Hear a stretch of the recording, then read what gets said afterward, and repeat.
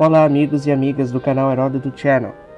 Estamos em mais um vídeo, dessa vez um vídeo sobre regime militar, de 1964 a 1988.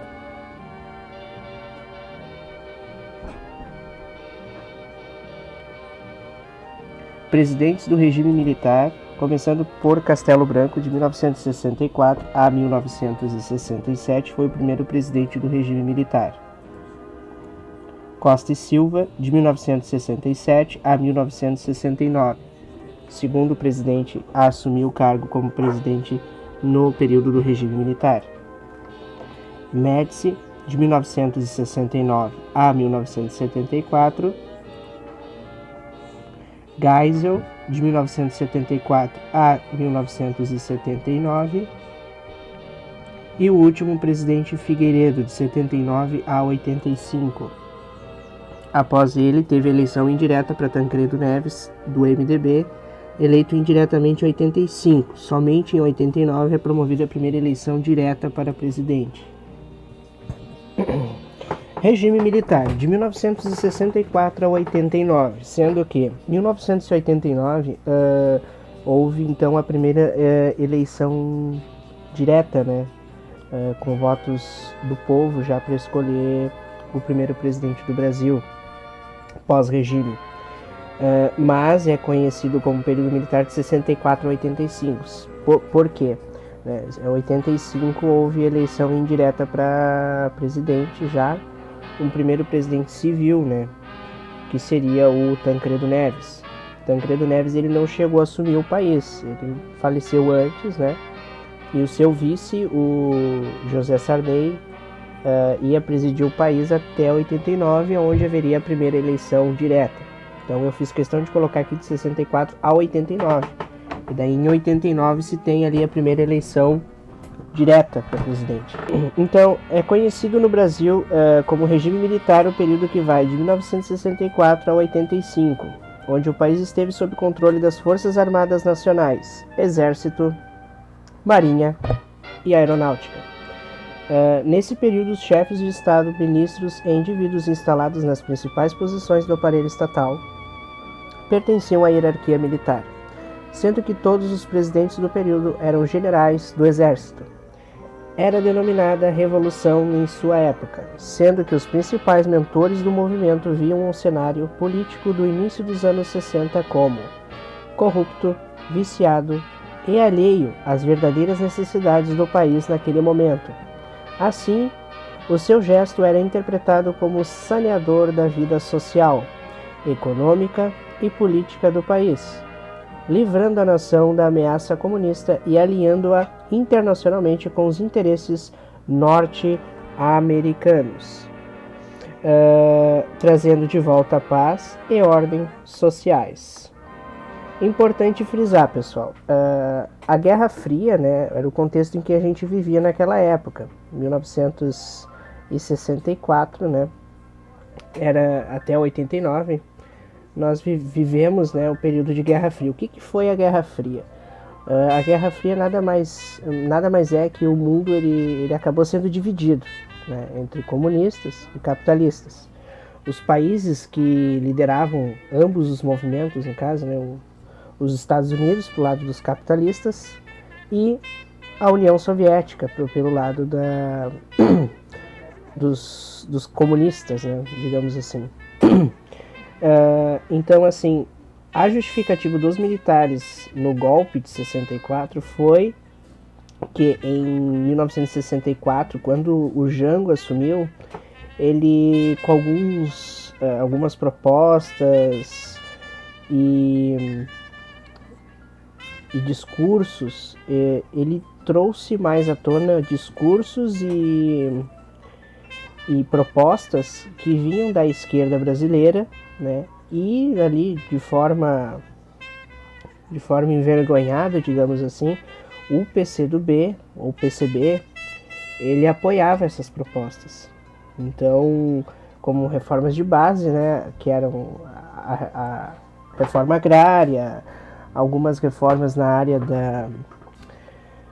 econômica, taxação de grandes riquezas, entre outras propostas que foram muito mal vistas, né, pela direita, tanto pelos conservadores quanto pelos liberais, que já vinham criticando o Brasil, né, o governo brasileiro, desde 45, né, que foram os responsáveis, as Forças Armadas, elas foram responsáveis pela renúncia, no caso pela saída do Getúlio Vargas em 45, né, nas eleições de 46, eles não queriam que Kubitschek tivesse assumido o Brasil na década de 50, né? Eles, digamos assim, foram responsáveis pela pressão no segundo governo de Vargas, ali em 51, porque eles eram contra as propostas de Vargas, né? Que eles denominavam como populistas e tudo mais, o que culminou lá no seu suicídio em 54. Então, mas é para entender, é um tema um pouco polêmico até, porque divide opiniões, né? Mas eu só queria deixar claro aqui então que havia justificativa tanto dos militares e havia também, assim como tem também a justificativa do pessoal da esquerda, digamos assim. Então tem ambos os interesses aí dentro desse fato histórico. Então, só para deixar claro que tem os dois lados da moeda, né? E é sempre importante a gente ver os dois discursos, dos dois lados da história. O que promoveu o golpe civil-militar? Os antecedentes do regime militar podem ser encontrados no período Vargas, entre os responsáveis pela sua derrubada em 45, pondo fim ao Estado Novo.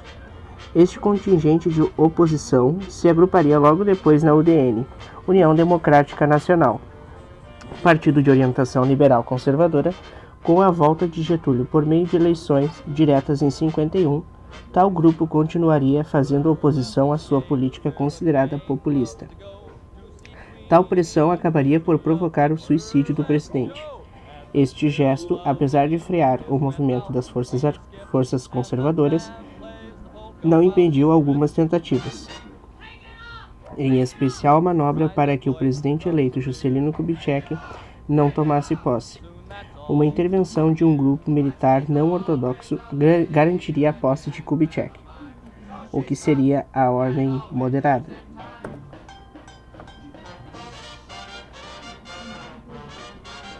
A questão do medo do comunismo. Eleito Jânio, parecia finalmente que as forças que dariam respaldo aos militares subiriam ao poder. Mas o temperamento ímpar do novo presidente e sua surpreendente renúncia implodiram o projeto conservador. Outra vez as ideias de Vargas estariam representadas por um de seus mais aplicados discípulos, João Goulart, que tinha o talento para atrair a repulsa de todos os movimentos um pouco a mais à direita do espectro político, os liberais e os conservadores. O medo de que Goulart implantasse no Brasil uma república sindicalista com o apoio discreto do Partido Comunista Brasileiro acabou lançando a classe média contra o presidente. Entendendo que o Brasil caminhava para o caos do socialismo operário e campesino. Então, ao lado direito, vocês vão ver dois exemplos de dois momentos muito importantes de 1964, que seria o discurso na Central do Brasil, discurso de Jango, onde ele se compromete inteiramente com as reformas de base, além da outra foto, que seria a marcha da família com Deus e pela liberdade, que seria justamente a representação, né, da classe média do Brasil contra o presidente, né, contra essas ideias da reforma de base. O medo do Brasil ir para uma república sindicalista, socialista ou até mesmo comunista começou a se multiplicar no sentimento do povo.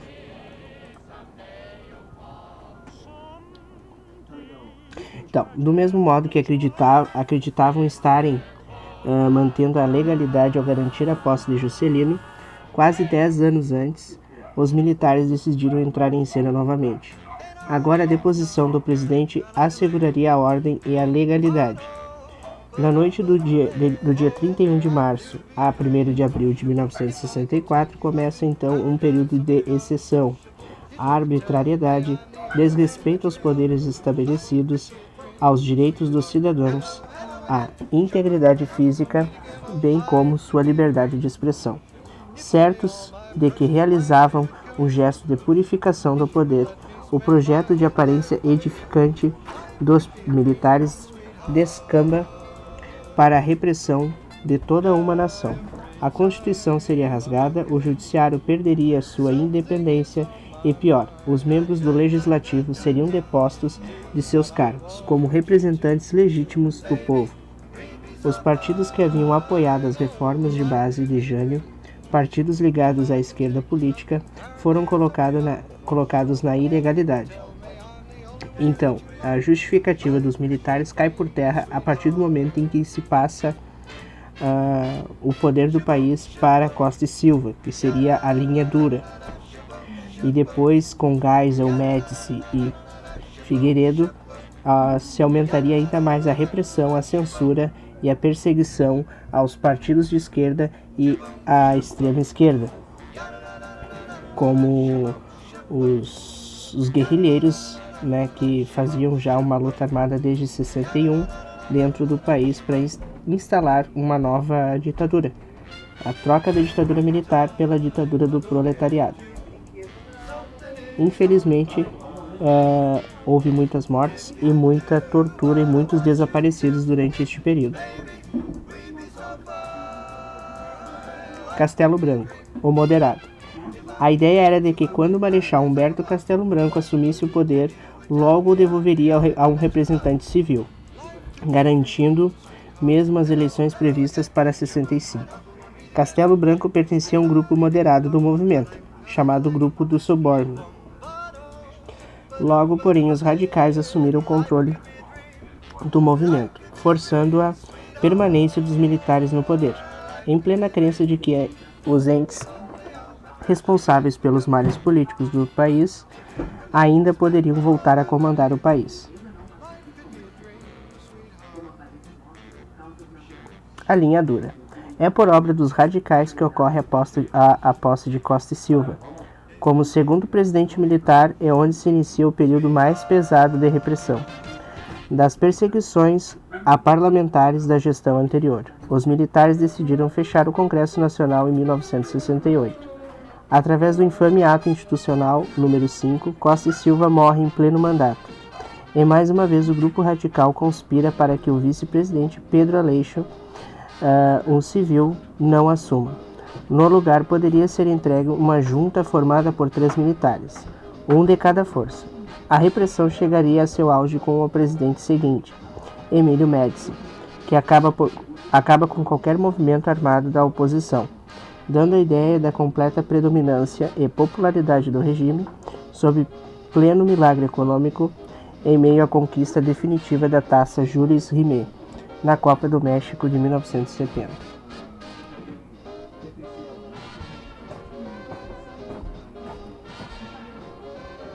A abertura. Ao aproximar-se da crise do petróleo, sobe ao poder justamente o presidente da Petrobras, general Ernesto Geisel. Confrontado com um disparo da inflação e fim do milagre moderado, ele é incumbido de preparar a volta à normalidade, fazendo a distensão lenta, gradual e segura, apesar de casos infames como a morte do jornalista Vladimir Herzog e do operário Manuel Fiel Filho. Geisel parece conseguir seu objetivo, entregando o poder ao último general da era militar, João Batista Figueiredo. Apesar da crise econômica que começava a atingir níveis insuportáveis, da concreta quebra do Brasil no plano econômico e da impunidade de vários personagens da época da repressão, Figueiredo irá, depois de 21 anos de ditadura, transferir o poder a um civil, ainda indiretamente eleito, Tancredo Neves, que morre antes de subir ao poder.